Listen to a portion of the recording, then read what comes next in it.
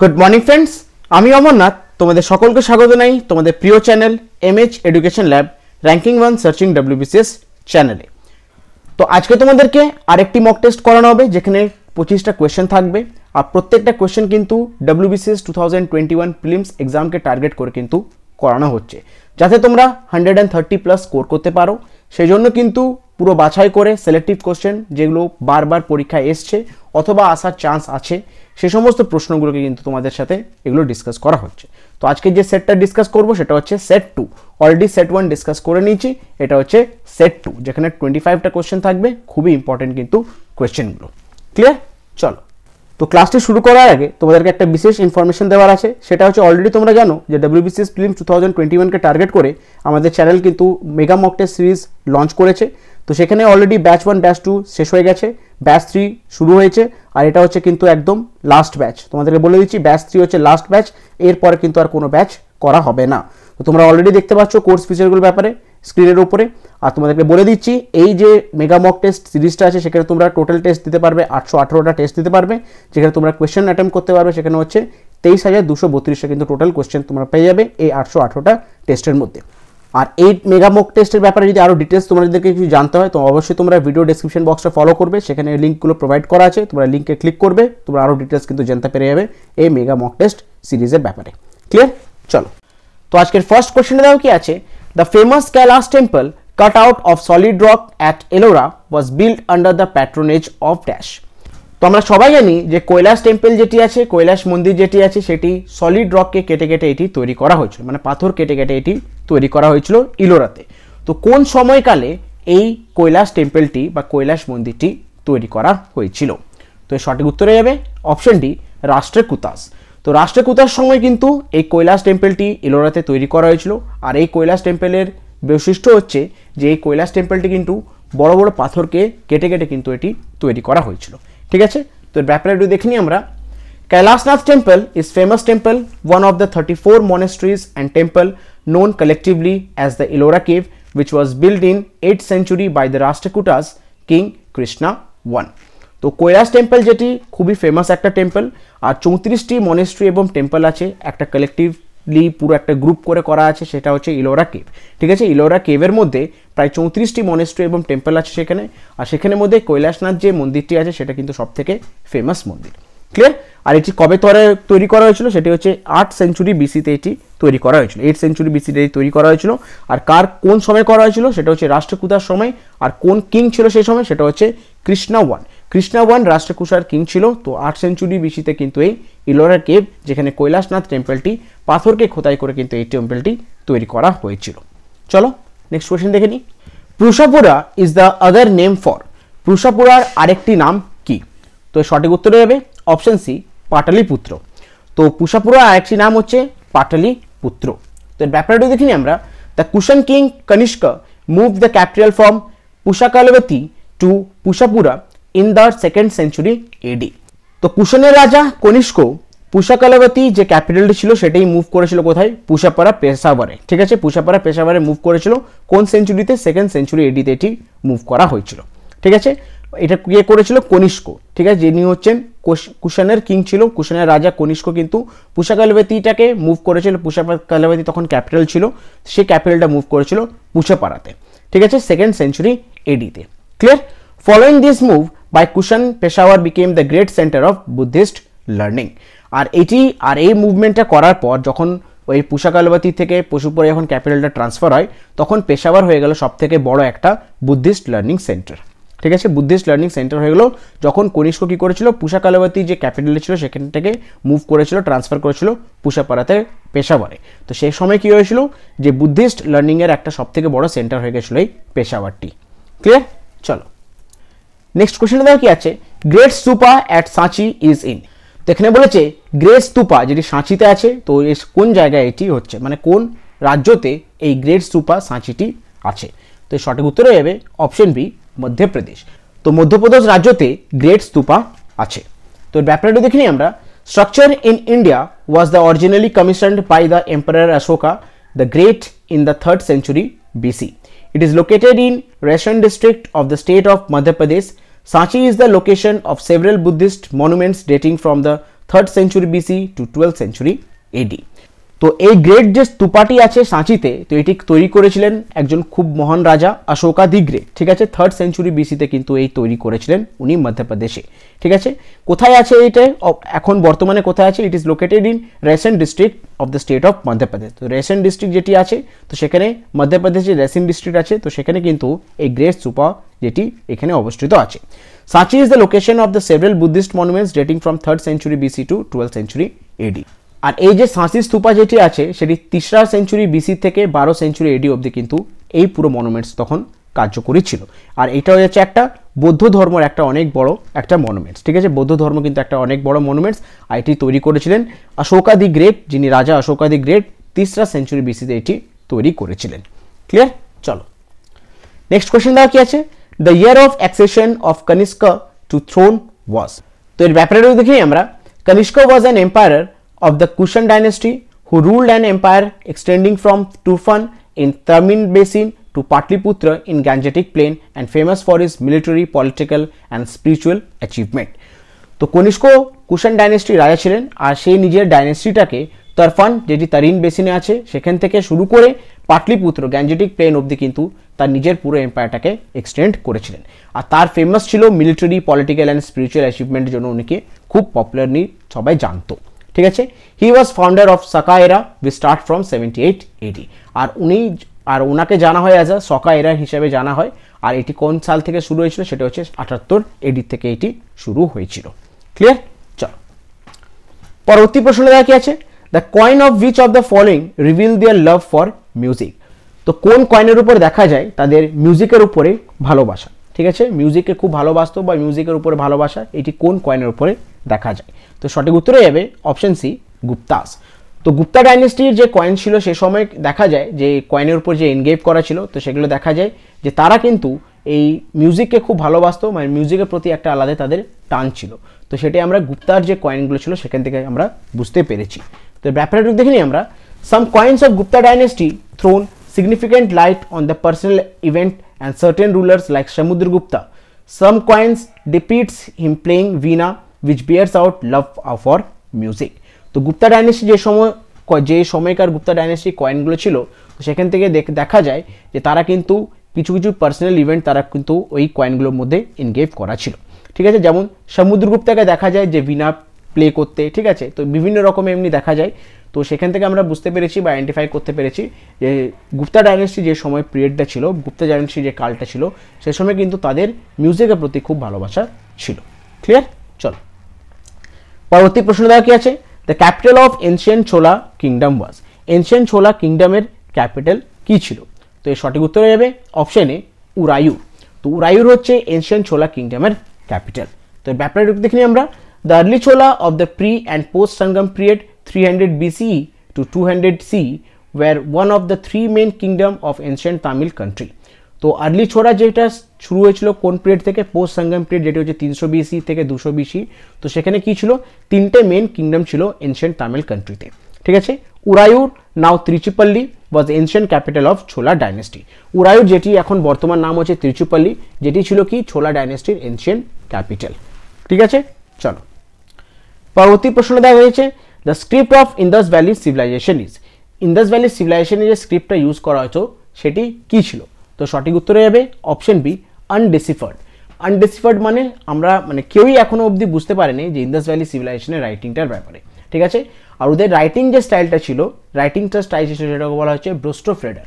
মানে একবার রাইট থেকে লিখতো, তারপরে আবার যেখান থেকে শেষ হলো সেখান থেকে শুরু করে আবার লিখতো। মানে একবার যদি মনে করে এমনি এমনি লিখলো, আবার এখান থেকে শুরু করে আবার এইভাবে লিখলো, তারপরে এখান থেকে আবার শুরু করবে, তারপর আবার এদিক থেকে শুরু করবে, লেফট রাইট প্যাটার্নে ওরা লিখতো। আর এই লেখাটাকে বলা হয় ব্রোস্টোফ্রেডার, ঠিক আছে। তো ইন্দাস ভ্যালি সিভিলাইজেশনের যে স্ক্রিপ্টগুলো ইউজ করা হতো সেগুলো কিন্তু এখনো অবধি আইডেন্টিফাই করা যায়নি। সেগুলো অ্যান্সারটা হয়ে যাবে কি আনডেসিফার্ড। ক্লিয়ার? তো ব্যাপারটা দেখিনি আমরা। Although the seal and samples of Indus writing have been floating around the scholastic world close to the 70 years, little progress have been made on deciphering the elegant script. The Indus Valley script is an undeciphered script. তো 70 বছরও পেরিয়ে গেছে, 70 বছর ধরে অনেক গবেষণা করা হচ্ছে ইন্দাস ভ্যালি স্ক্রিপ্টের ব্যাপারে, কিন্তু এখনো অবধি সেইভাবে কিছু তদন্ত করা যায়নি, মানে সেভাবে কিছু বুঝতে পারা যায়নি। তো সে কারণে ইন্দাস ভ্যালি যে স্ক্রিপ্টগুলো ইউজ করা হতো সেটা আমরা জানি কি ডিসিফার্ড স্ক্রিপ্ট, ঠিক আছে। চলো পরবর্তী প্রশ্ন দেখা কি আছে, who was contemporary south Indian ruler of Harshavardhana. Harshavardhana যখন রুলার ছিলেন, ঠিক আছে, হর্ষবর্ধন যখন রুল করছিলেন তখন সেই সময় সাউথ ইন্ডিয়াতে তার সমপক্ষী রুলার কে ছিলেন? ঠিক আছে, কোয়েশ্চেনটা আশা করছি বুঝতে পেরেছো। তো সঠিক উত্তর হয়ে যাবে অপশন বি, পুলাকেশিন টু। তো হর্ষবর্ধন যখন রুল করছিলেন তো সেই সময় সাউথ ইন্ডিয়ান একজন ফেমাস রুলার ছিলেন, তার কন্টেম্পোরারি, সেটি হচ্ছে পুলাকেশিন টু।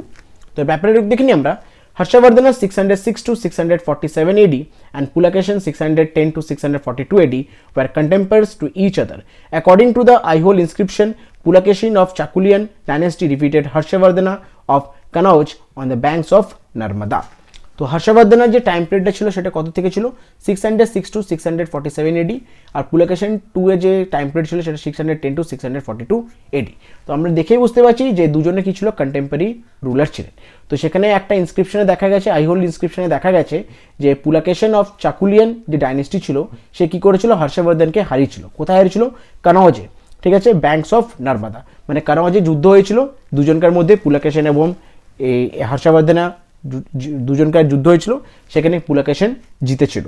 আর কোথায় হয়েছিল এটি? কানৌজ নর্মদা ব্যাংকের রিভারের পাশে, ঠিক আছে, সেখানে বিশাল একটা যুদ্ধ হয়েছিল, সেখানে পুলাকেশন কি হয়েছিল, জিতেছিল হর্ষবর্ধনকে হারিয়ে। ক্লিয়ার? চলো পরবর্তী প্রশ্ন দেখে নাও কি আছে, who is consider founder of Gupta empire. তো গুপ্তা এম্পায়ারের ফাউন্ডার কে ছিলেন? তো সঠিক উত্তর হবে অপশন এ, শ্রীগুপ্ত। তো শ্রীগুপ্ত হচ্ছেন গুপ্তা এম্পায়ারের ফাউন্ডার। তো ব্যাপারে দেখি আমরা, the history of Gupta dynasty begins with founding by Sri Gupta around 240 CE. He has been described as Maharaja in edicts. The most likely times of the region of Sri Gupta is 240 to 280 CE. Chinese traveler Aistang mentioned about Sri Gupta in his writing. তো history বলে যে গুপ্তা ডাইনেস্টির যে founder উনি হচ্ছেন শ্রীগুপ্ত, ঠিক আছে, শ্রীগুপ্ত হচ্ছে Gupta ডাইনেস্টির founder, আর ওনাকে জানা হতো অ্যাজ আ মহারাজা, ঠিক আছে, মহারাজা হিসাবে ওনাকে জানা হতো। শ্রীগুপ্ত টাইম পিরিয়ডটা কত ছিল? 240 থেকে 280 সিই ছিল।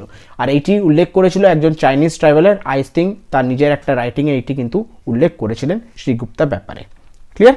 চল পরবর্তী প্রশ্ন দেখানো আছে, কৌটিল্যাস অর্থশাস্ত্র মেনলি ডিলস উইথ। কৌটিল্য যে অর্থশাস্ত্র লিখেছিলেন তো সেই বইটি কিসের উপরে ভিত্তি করে লিখেছিলেন?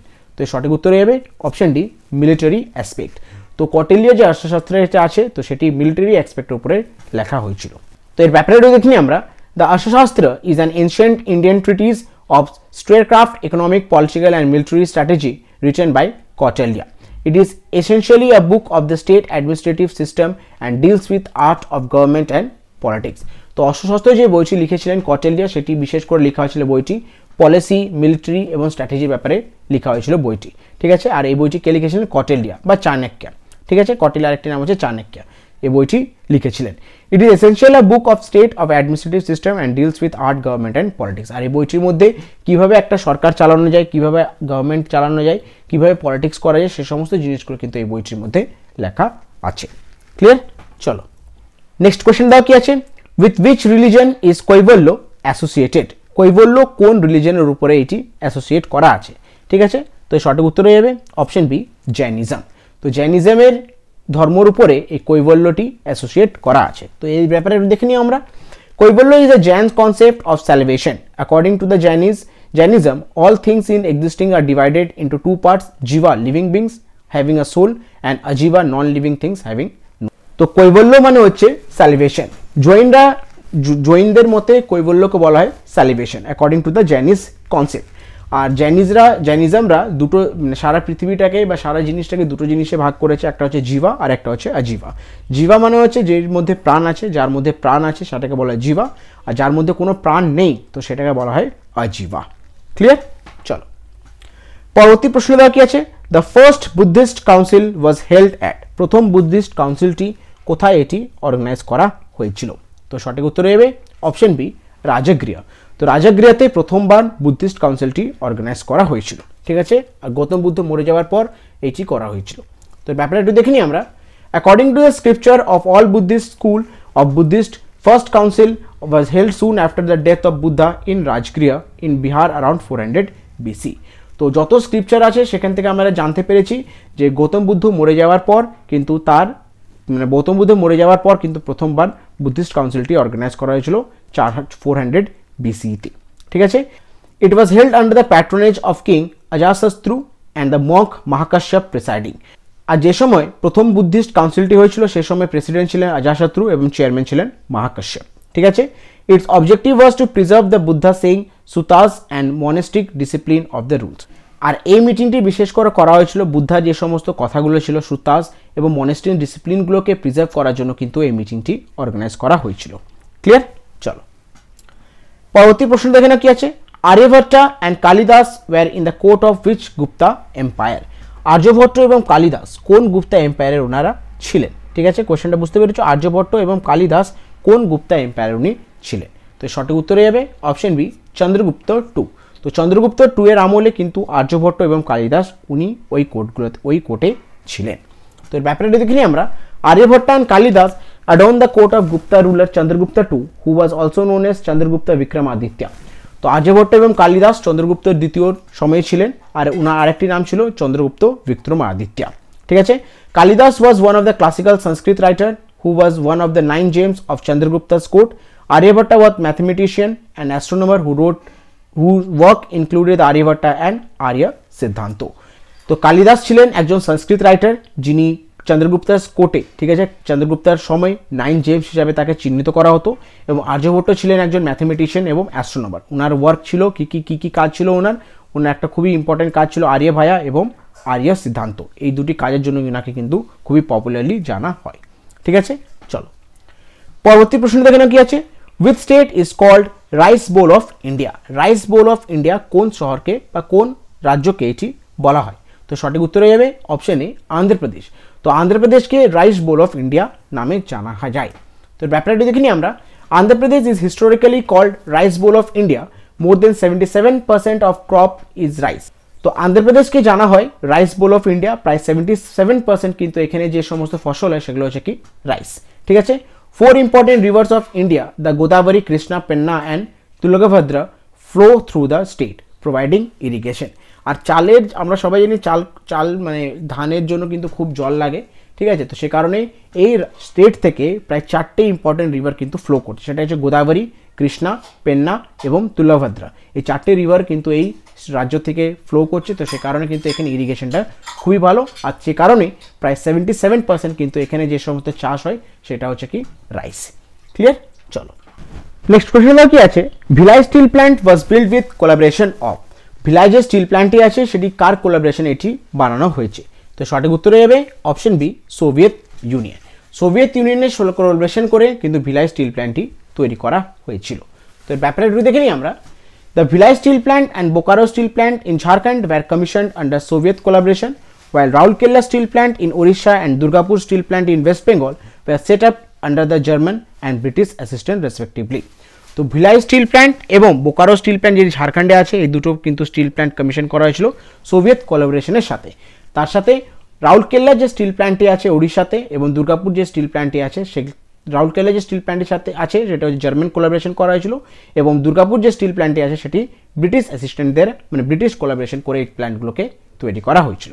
ঠিক আছে। তো আরেকবার বলে দিচ্ছি, ভিলাই স্টিল প্ল্যান্ট এবং বোকারো স্টিল প্ল্যান্ট সোভিয়েত কোলাবোরেশনের সাথে করা হয়েছিল এবং দুর্গাপুর স্টিল প্ল্যান্ট করা হয়েছিল ব্রিটিশ অ্যাসিস্ট্যান্টের সাথে বা ব্রিটিশ কোলাবোরেশন করে।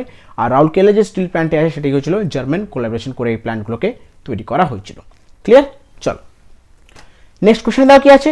পান্না is an important place in Madhya Pradesh, it is famous for. Panna একটা খুবই ইম্পর্টেন্ট প্লেস মধ্যপ্রদেশে, আর এই জায়গাটি কিসের জন্য ফেমাস? তো সঠিক উত্তর হয়ে যাবে অপশন সি, ডায়মন্ড মাইন্স। তো পান্না যে মধ্যপ্রদেশে আছে সেটি হচ্ছে ডায়মন্ড মাইন্সের জন্য কিন্তু এই জায়গাটি খুবই ফেমাস। তো ব্যাপারটা একটু দেখে নিই আমরা। Panna is famous for its diamond mines. A large group of diamond deposit extend north east on the branch of Vindhya range. Diamond mines in Panna are managed under the Diamond Mining Project of National Minerals Development Corporation Limited, Government of India. তো পান্না একটা খুবই famous জায়গা মধ্যপ্রদেশে, আর এই জায়গাটা কিন্তু diamond মাইন্সের জন্য খুবই বিখ্যাত। আর কোন জায়গা আছে সেটা হচ্ছে ভিন্ধিয়া রেঞ্জ, নর্থ ইস্ট অফ ভিন্ধিয়া রেঞ্জে কিন্তু এই পান্না জায়গাটি লোকেট করা আছে। আর এই যে পান্না যে ডায়মন্ড মাইন্সটি আছে এটা কারা কন্ট্রোল করে? সেটা হচ্ছে diamond mining project of national minerals development corporation কিন্তু এই জায়গাটিকে মেনটেন করে, আর এটা হচ্ছে একটা ভারত সরকারের একটি সংস্থা। ঠিক আছে। চলো নেক্সট কোশ্চেন দাও কি আছে। Where are the Saltoro range located. Saltoro রেঞ্জটি কোন জায়গায় এটি অবস্থিত আছে? তো সঠিক উত্তর হয়ে যাবে option C, part of Karakoram range. তো কারাকোরাম রেঞ্জের একটি পার্ট সেটি হচ্ছে সালতোরা রেঞ্জ। তো এর ব্যাপারটা দেখিনি আমরা। The Saltoro mountains are the sub range of Karakoram range, they are located in south east Karakoram of south west side of Siachen glacier. তো সালতোরা যে মাউন্টেন রেঞ্জটি আছে সেটি হচ্ছে একটা কারাকোরাম রেঞ্জের একটি পার্ট। এটি কোথায় আছে? It is located in south east Karakoram. South east Karakoram রেঞ্জের উপরে এটি লোকেট করা আছে, যেটি কোন জায়গায় আছে? South west side of Siachen glacier, যেটি সাইচেন গ্লেসিয়ার সাউথ ওয়েস্ট সাইডে কিন্তু এই কারাকোরাম রেঞ্জটি আছে। ঠিক আছে, তো সালতোরা যে রেঞ্জটি আছে সেটি কারাকোরাম রেঞ্জের মধ্যে এটি পড়ে। ক্লিয়ার? চলো পরবর্তী প্রশ্ন দেখো কি আছে। ইন্ডিয়ান ডেজার্ট ইজ কল্ড, ভারতের যে ডেজার্টটি আছে, খুবই বিখ্যাত যে ডেজার্টটি আছে রাজস্থানে, সেটির নাম কি? তো সঠিক উত্তর হয়ে যাবে অপশন সি, থর ডেজার্ট। তো ভারতের যে মরুভূমিটি আছে রাজস্থানে, সেটি আরেকটি নাম হচ্ছে থর মরুভূমি। তো ব্যাপারটা দেখে নিই আমরা। The Thor Desert, also known as Great Indian Desert, is a large arid region in the northwestern part of the Indian subcontinent and forms a natural boundary running along the border between India and Pakistan. It is the world's 18th largest subtropical desert. তো থর যেটি রাজস্থানে আছে আরেকটি নাম হচ্ছে great Indian dessert. ঠিক আছে, থর যে আরেকটি রাজস্থানে আছে সে আরেকটি নাম হচ্ছে গ্রেট ইন্ডিয়ান ডেজার্ট। ঠিক আছে, আর এটি কোথায় আছে? North western part, Indian subcontinent north western part আছে, যেটি ন্যাচুরাল বাউন্ডারি লাইন ক্রিয়েট করে বর্ডার অফ ইন্ডিয়া অ্যান্ড পাকিস্তানে, একটা natural running line border create করে। ঠিক আছে, ভারত এবং পাকিস্তানের মধ্যে একটা বাউন্ডারি লাইন ক্রিয়েট করে থর ডেজার্টটি। আর সারা বিশ্বের মধ্যে এটি হচ্ছে 18তম একটা সবথেকে বড় লার্জেস্ট ট্রপিক্যাল ডেজার্ট। ঠিক আছে, চলো নেক্সট কোশ্চেন দা কি আছে। লোটাক ইজ আ, লোটাক জিনিসটা কি? ঠিক আছে, লোটাক যে জিনিসটা আছে সেটা কি? তো সঠিক উত্তর হয়ে যাবে অপশন বি, এটা হচ্ছে একটা লেক। লোটাক হচ্ছে একটা লেক। তো ব্যাপারটা দেখে নিই আমরা। Loktak lake, the largest fresh water lake in north east India, also called only floating lake in the world due to the floating phumdis on it, and it located near the Moirang in Manipur state. তো লোটাক যে লেকটি আছে সেটি হচ্ছে largest fresh water lake, north east India largest fresh water lake. আর এই লেকটিকে আরেকটি নামে জানা হয় ফ্লোটিং লেক হিসাবে, কারণ এটি সারা বিশ্বের এমন একটা লেক যেখানে কি হয়, পিউমিডসগুলোকে ফ্লোট করে। তো সে কারণে এটিকে নাম দেওয়া হয়েছে অ্যাজ আ ফ্লোটিং লেক হিসাবে। আর এটি কোথায় আছে? মণিপুর যে রাজ্যতে আছে। ঠিক আছে, সেখানে মোরাইং বলে একটা জায়গা আছে, সেখানে কিন্তু এই লোটাক লেকটি আছে। ক্লিয়ার? চল পরবর্তী প্রশ্ন দেখে না কি আছে। The highest waterfall of India is, সব থেকে উঁচু যে ওয়াটারফল আছে ভারতের মধ্যে সেটির নাম কি?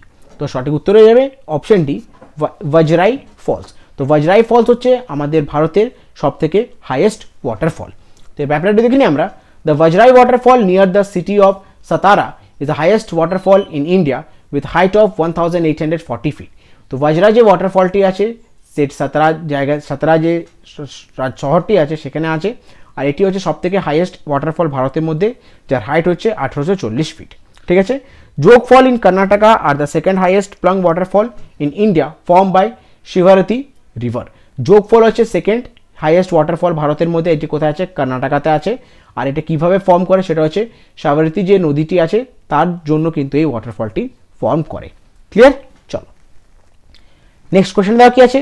The sea which existed in place of Himalaya was, হিমালয়ের আগে কোন একটা সমুদ্র ছিল ওই জায়গায়? তো সঠিক উত্তর হয়ে যাবে option C, তেথাস C.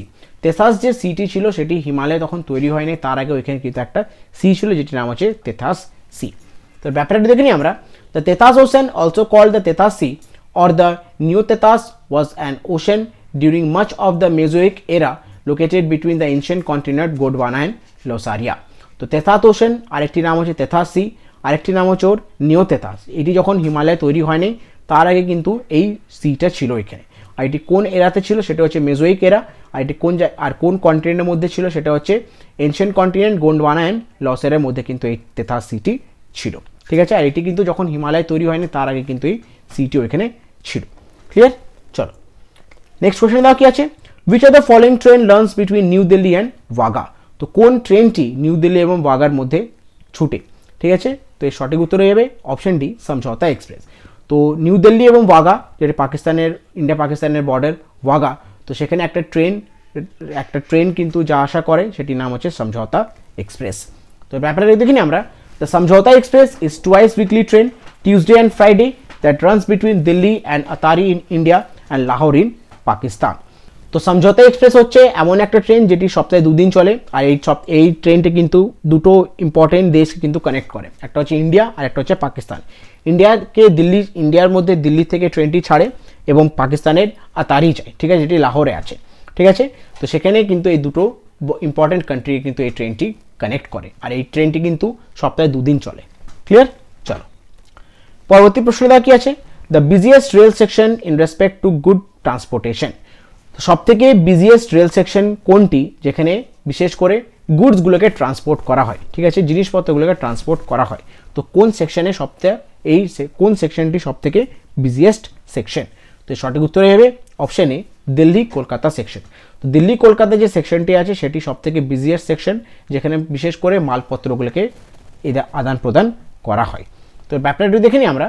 The busiest rail section in respect to good transportation is Delhi Kolkata section.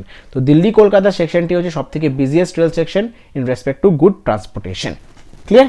চলো নেক্সট কোশ্চেনে দেওয়া কি আছে, the highly populated city in India is. সবথেকে বেশি পপুলেটেড সিটি বা সবথেকে বেশি পপুলেটেড শহর ভারতের মধ্যে কোনটি?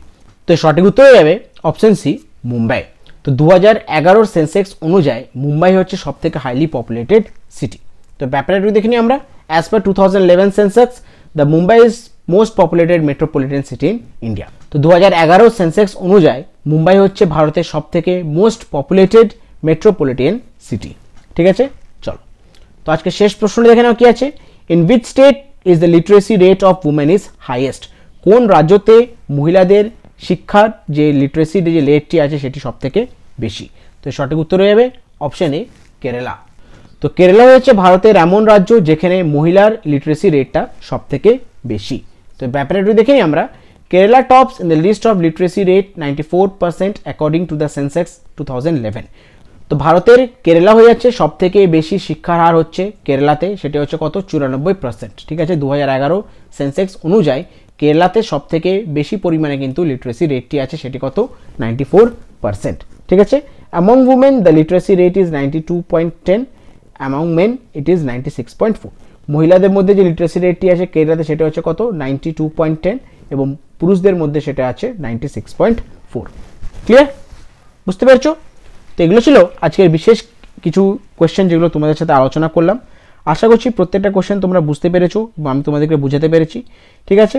তো আরেকটা রিকোয়েস্ট করব, যদি পারো সেই রিকোয়েস্টটা রাখবে, আশা করছি রাখবে তোমরা। পারলে এগুলো কিন্তু একটু খাতায় নোট ডাউন করে রেখে নাও, ঠিক আছে। লিখলে জিনিসটি অনেকদিন তোমরা মনে রাখতে পারবে, ভবিষ্যতে যখন তোমরা পড়বে অনেকগুলো কোশ্চেন পেয়ে যাবে সেই এক জায়গা থেকে, তোমাদের পড়তে এবং বুঝতে জিনিসটি সুবিধা হবে। ক্লিয়ার? তো তাই জন্য তোমাদেরকে রোজ রিকোয়েস্ট করব জিনিসগুলোকে একবার লিখে নেবার, বুঝতে পেরেছো। আর প্রত্যেকটা কোশ্চেন কিন্তু WBCS 2021কে টার্গেট করে কিন্তু করানো হচ্ছে। কোশ্চেনগুলো খুবই ইম্পর্টেন্ট, ভালো করে কিন্তু কোশ্চেনগুলো মনে রাখার চেষ্টা করবে, বুঝতে পেরেছো। আর একটি ছোট্ট রিকোয়েস্ট তোমাদেরকে সকলে করব, তোমরা কিন্তু যারা এখনও আমাদের টেলিগ্রাম চ্যানেল জয়েন করোনি অতি অবশ্য ডেসক্রিপশন বক্সটা ভালো করে ফলো করো, সেখানে টেলিগ্রাম চ্যানেলের লিঙ্ক দেওয়া আছে, তোমরা কিন্তু টেলিগ্রাম চ্যানেল আমার সাথে যুক্ত হয়ে যাও। ক্লিয়ার? কিন্তু ওইখানে কিন্তু অনেক ইম্পর্টেন্ট জিনিসগুলো শেয়ার করা হয় প্রত্যেকদিন। তোমরা এখনও যারা টেলিগ্রাম চ্যানেল জয়েন করোনি অতি অবশ্যই ডেসক্রিপশন বক্সটা ফলো করে লিঙ্কটাকে ক্লিক করে আমাদের টেলিগ্রাম চ্যানেলের সাথে MH এডুকেশন ল্যাবের টেলিগ্রাম চ্যানেলের সাথে যুক্ত হয়ে যাও, বুঝতে পেরেছো। তো আজকে ক্লাসটি আমি এখানে শেষ করছি। যদি ক্লাসটি ভালো লেগে থাকে, ইনফরমেটিভ লেগে থাকে, অতি অবশ্যই রিকোয়েস্ট করব ভিডিওটাকে লাইক করার জন্য, ভিডিওটাকে নিজের বন্ধুবান্ধব গ্রুপসের মধ্যে শেয়ার করে দাও, এবং এখনও যারা চ্যানেলটিকে সাবস্ক্রাইব করেনি অতি অবশ্যই রিকোয়েস্ট করে বলবো চ্যানেলটিকে সাবস্ক্রাইব করার জন্য এবং বেল আইকন নোটিফিকেশনটাকে ক্লিক করে রেখো। যখনই কোনো ভিডিও আপলোড হবে চ্যানেলে তোমাদের কাছে নোটিফিকেশন চলে যাবে। Thank you.